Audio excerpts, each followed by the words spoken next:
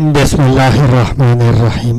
کیا آپ جانتے ہیں وہ کون سا لمحہ تھا جب نبی کریم صلی اللہ علیہ وسلم کے نالین خون سے بھر گئے تھے؟ کیا آپ نے کبھی سوچا ہے کہ اللہ کے سب سے محبوب بندے پر کیسا وقت آیا جب وہ تنہا زخمی اور دل شکستہ ہو کر مکہ واپس لوٹے؟ آئیے آج ہم آپ کو لے چلتے ہیں اس دل دہلا دینے والے سفر پر جہاں طائف کے پتھروں نے بھی نرمی نہ دکھائی، لیکن رسول رحمت صلی اللہ علیہ وسلم نے بد دعا کی بجائے صبر اور دعا کو ترجیح دی۔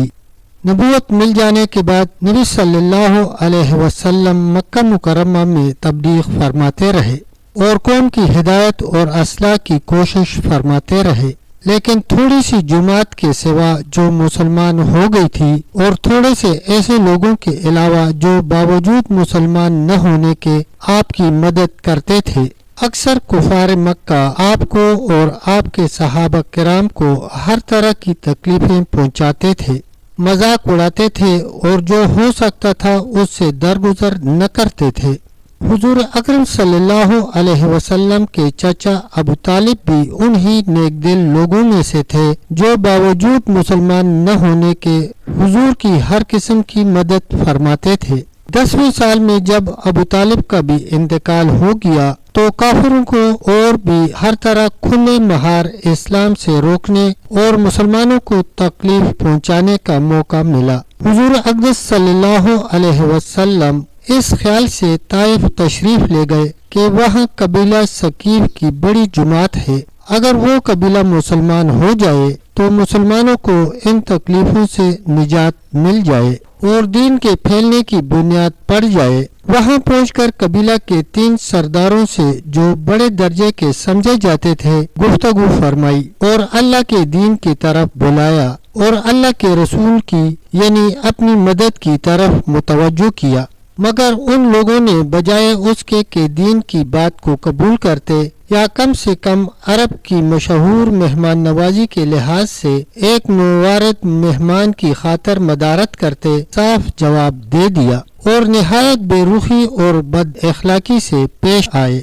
ان لوگوں نے یہ بھی گوارا نہ کیا کہ آپ یہاں قیام فرما لیں، جن لوگوں کو سردار سمجھ کر بات کی تھی وہ شریف ہوں گے اور مہذب گفتگو کریں گے۔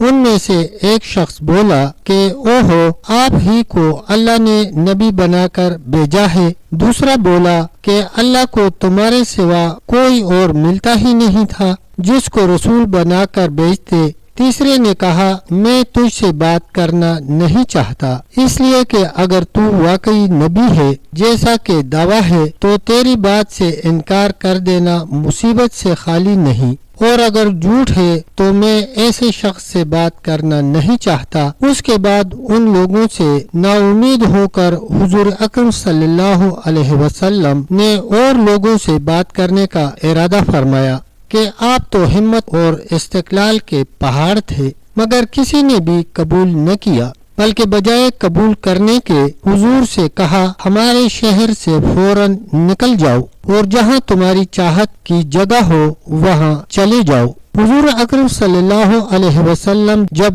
ان سے بالکل مایوس ہو کر واپس ہونے لگے تو ان لوگوں نے شہر کے لڑکوں کو پیچھے لگا دیا کہ آپ کا مذاق اڑائیں، تالیاں پیٹیں، پتھر ماریں، حتیٰ کہ آپ کے دونوں جوتے خون کے جاری ہونے سے رنگین ہو گئے۔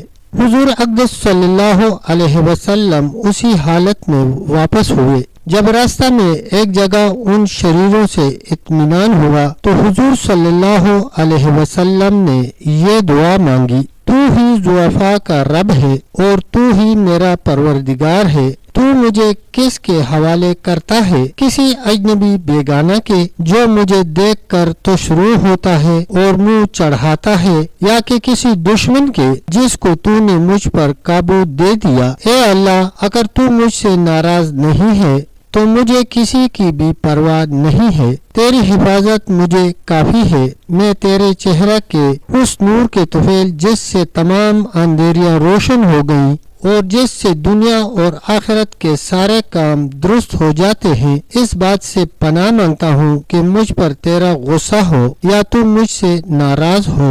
تیری ناراضگی کا اس وقت تک دور کرنا ضروری ہے جب تک تو راضی نہ ہو. تیرے سوا کوئی طاقت ہے نہ قوت. پیارے دوستو، تب تک اتنا ہی. ملتے ہیں انشاءاللہ ایک نئی ویڈیو کے ساتھ. تب تک کے لیے اللہ حافظ، اللہ نگہبان.